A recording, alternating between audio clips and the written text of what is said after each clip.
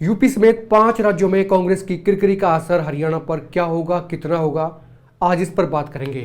नमस्कार, मैं हूं सर्वेश कुकरा और आप देख रहे हैं एकमत पोस्ट। हरियाणा में पिछले 3 साल से कुमारी सैलजा अध्यक्ष हैं, लेकिन बावजूद इसके सैलजा अपना कैडर नहीं बना पाई, यानी कि पार्टी संगठन का विस्तार नहीं कर पाई। उनके जिला अध्यक्ष तक आज तक नहीं बन पाए हैं।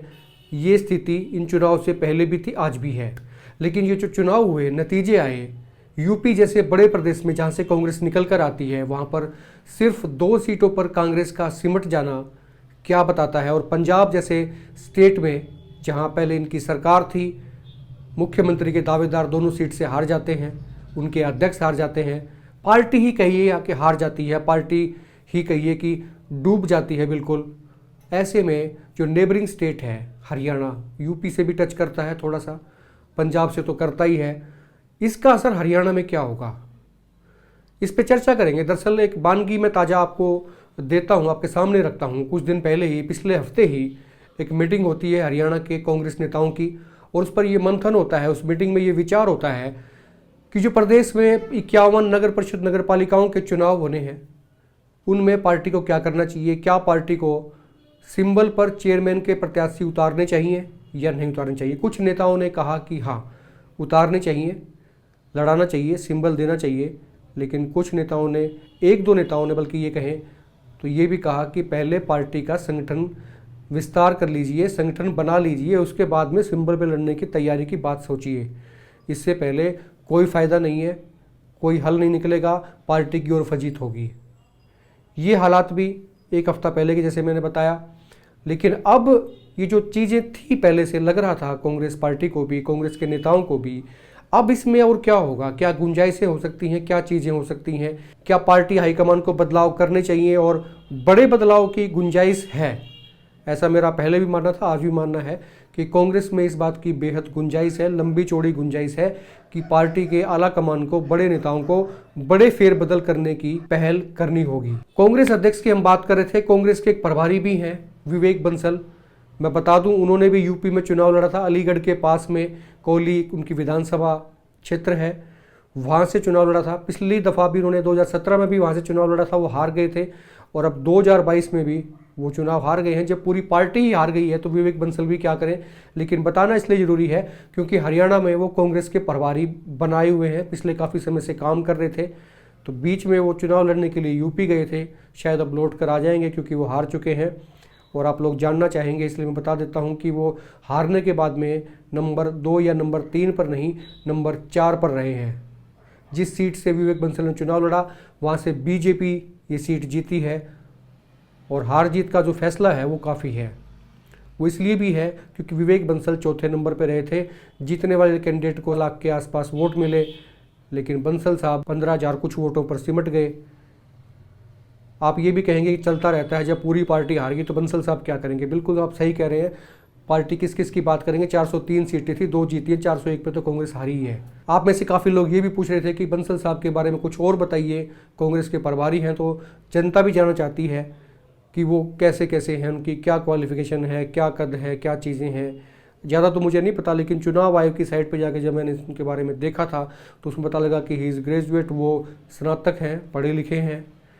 ये बात और है कि उन पे 7 आपराधिक मुकदमे भी दर्ज हैं, तो इसमें कोई बड़ी बात नहीं है। यूपी में जो चुनाव लड़े हैं लोग, उनमें बहुत से ऐसे लोग हैं, बहुत से ऐसे लोगों की फेहरिस्त है, लंबी लिस्ट है जिन पर आपराधिक मुकदमे दर्ज हैं। वो भले ही कांग्रेस के हों, बीजेपी के हों, सपा के हों, किसी के भी हों, ये एक चीज़ें वहाँ पर आम बात है। तो बात ये थी कि क्या कांग्रेस अब हरियाणा में इसी तरह से, जिस तरह से चल रही थी ऐसे ही चलेगी या बदलाव होंगे।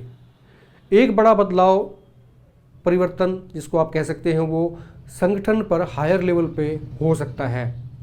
पंजाब की जो दुर्गति की बात की जा रही है कांग्रेस की, ये कहा जाता है, ये जो सूत्र बताते हैं और जो पुष्ट सूत्र हैं वही बताते हैं कि जब अमरिंदर सिंह को स्टेप डाउन करने का जो प्लान था, उसमें एक हरियाणा के भी कांग्रेस नेता की बड़ी भूमिका थी। अब इस प्लान का कितना पार्टी को फ़ायदा हुआ, क्या हुआ, नहीं हुआ, ये जनता भी देख रही है और पार्टी को भी सोचना चाहिए। और इसमें पार्टी में कोई एक आदमी जिम्मेदार नहीं है, पूरी की पूरी पार्टी, जो उनके बड़े नेता हैं वो सभी जिम्मेदार हैं। सभी ने अपनी आंख खोलकर फैसले लिए थे।